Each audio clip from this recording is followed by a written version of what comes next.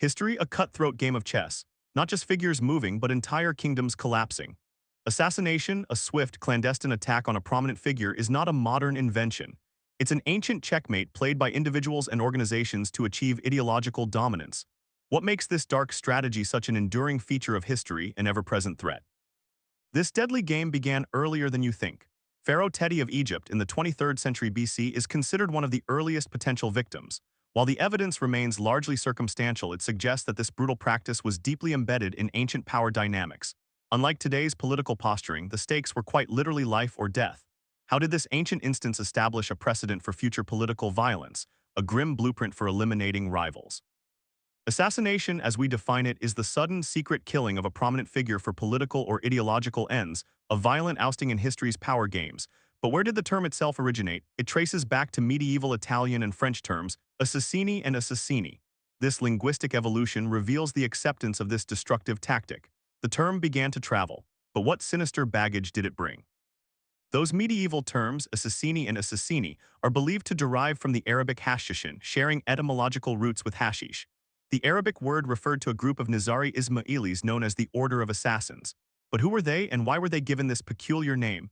The etymology holds a surprising origin, one that challenges long-held assumptions about their driving forces. The Order of Assassins, referred to by the Arabic term, was founded by Hassan I Sabbah and operated in the Near East from the 11th to the 13th centuries.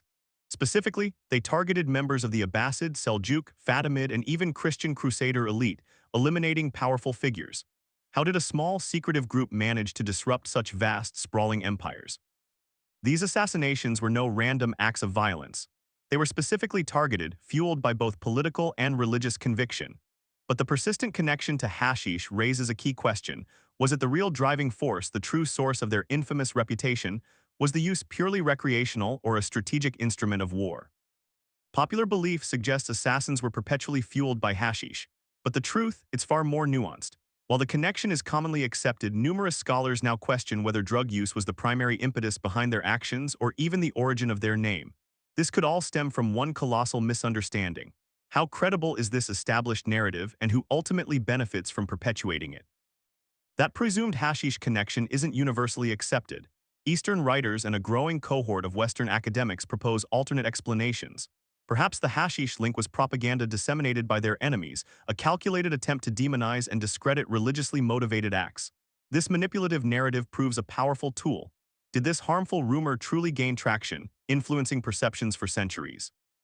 Despite the controversy, regardless of its true source, the term assassinare to assassinate emerged in medieval Latin by the mid-13th century. This marks a pivotal moment. The term began to develop a life beyond the order and their specific deeds. The label expanded beyond its initial context. How did this broadened definition transform the term's overall impact? The verb to assassinate surfaced in English around 1600. Its earliest known printed use appears in a pamphlet by Matthew Sutcliffe, but Shakespeare's use in Macbeth solidified its place in the popular lexicon. But the act itself, far older, the word became a permanent fixture of our language. But how does the definition shift between its historical usage and our understanding today? The act predates the word. Assassination as a political tool possesses a long and disheartening history. The earliest potential victim is Egyptian pharaoh Teti from the Old Kingdom's 6th dynasty. While the evidence is largely circumstantial, it establishes a cyclical pattern, power struggles spiraling into deadly violence. Let's revisit the earliest board states of this ancient chess game. Does this early instance define contemporary assassination? That recurring cycle becomes far more apparent later. Amenemhat I from the 12th dynasty was explicitly recorded as assassinated in his bed.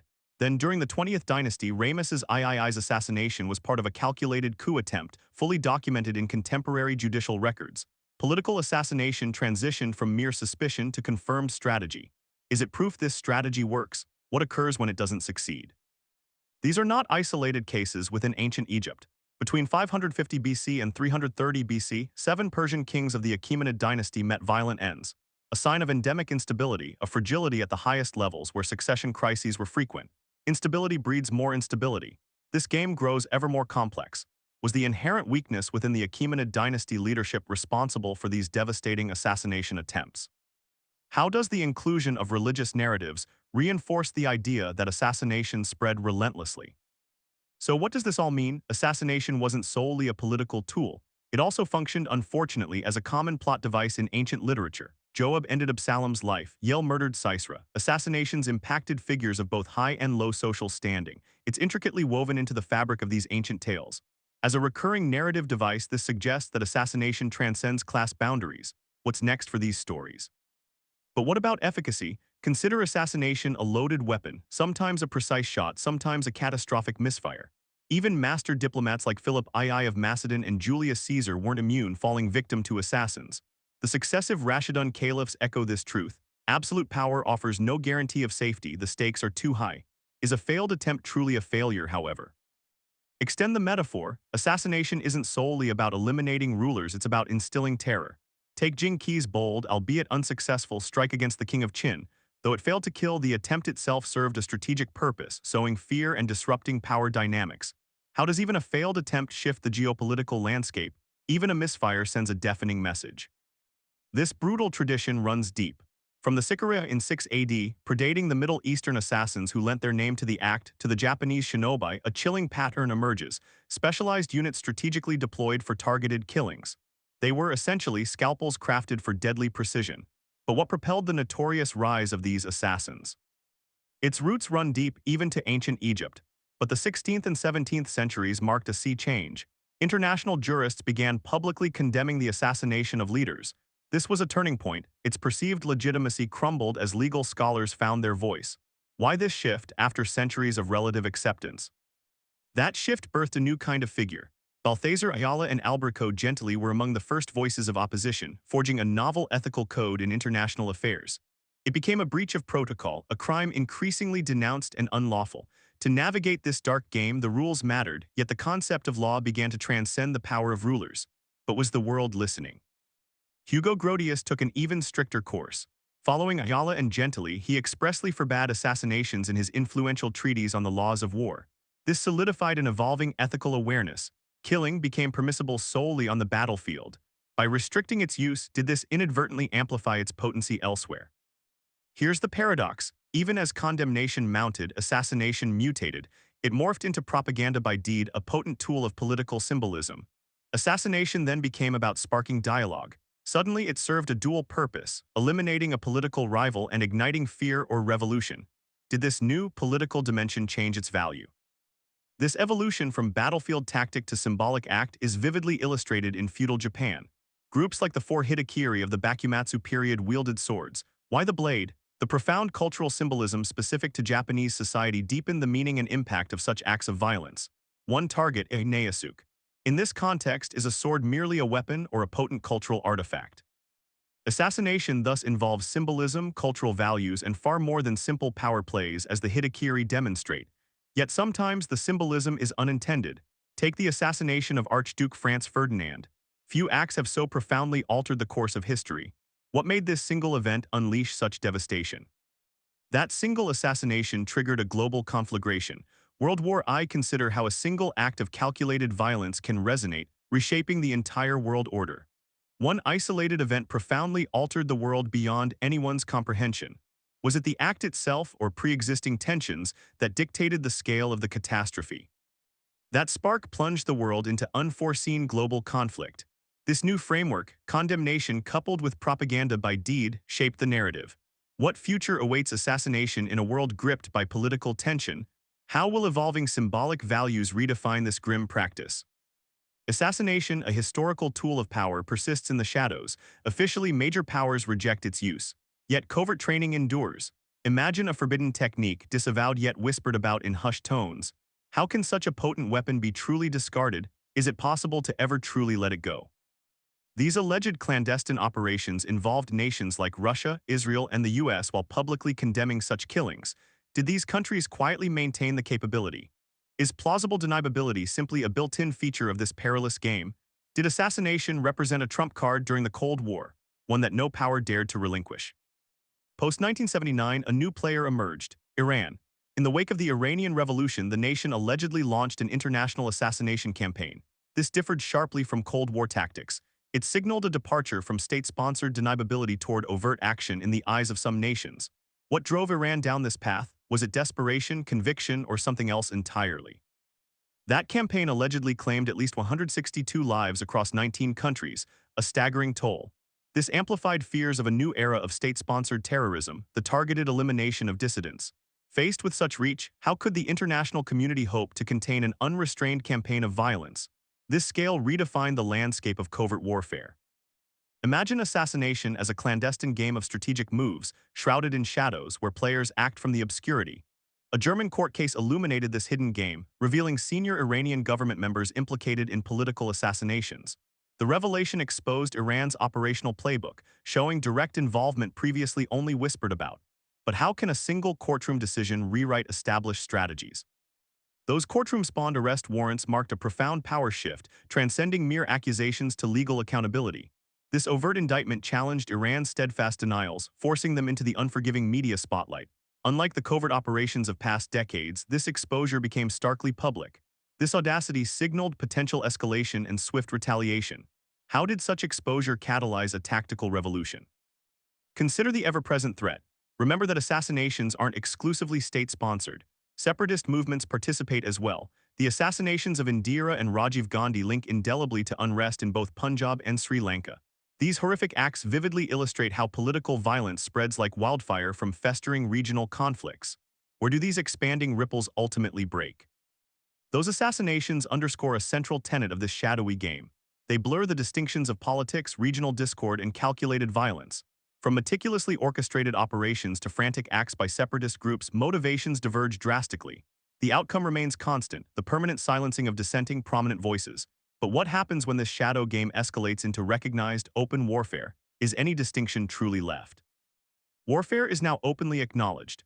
Assassination fundamentally represents a sudden, covert attack designed to neutralize an exposed figure.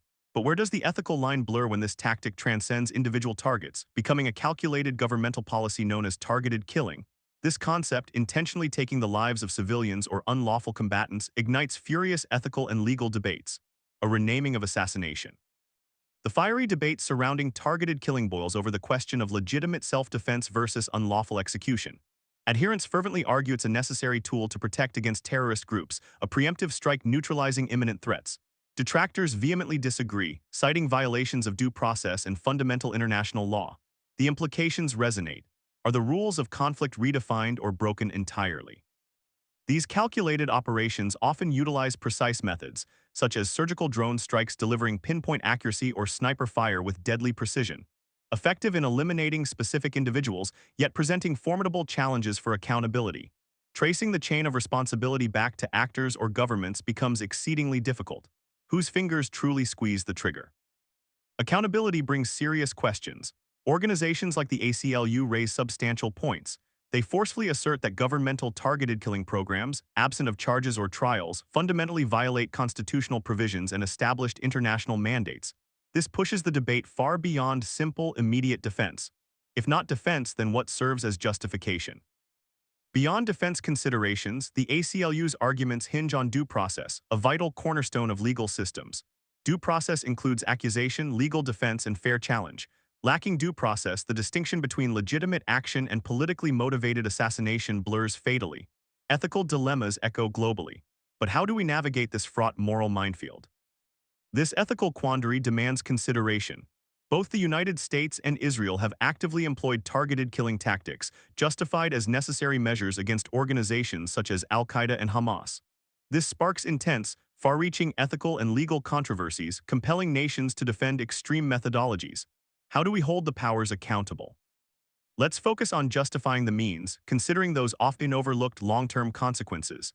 Does normalizing targeted killings erode the principles of justice and human rights they allegedly protect? That existential risk remains. Every instance propagates a ripple effect, influencing international relations and shifting the norms of engagement. How expansive will that ripple become?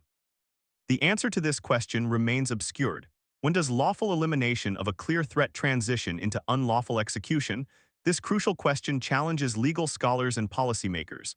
With this background of assassination firmly in mind, we can dig deeper into the intricacies of modern warfare.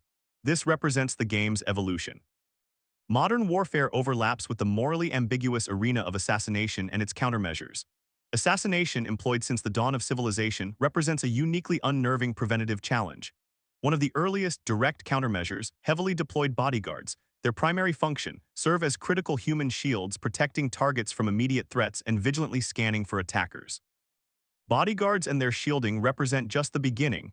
Modern countermeasures surpass mere physical protection. Consider strategic seclusion, minimizing public appearances. And the iconic bulletproof vehicles, such as the resilient Popemobile, designed to withstand intense attacks. Is complete seclusion now the answer? Shielding requires calculated use of convincing body doubles. These individuals, resembling the target to a near-identical degree, draw unwanted attention from the real target, creating confusion among potential assassins. Additionally, traveling safely behind bulletproof glass presents a complex calculation. Such measures instill public assurance of thorough protection. The necessity of such extremes sadly highlights the ever-present threat, whose deception prevails.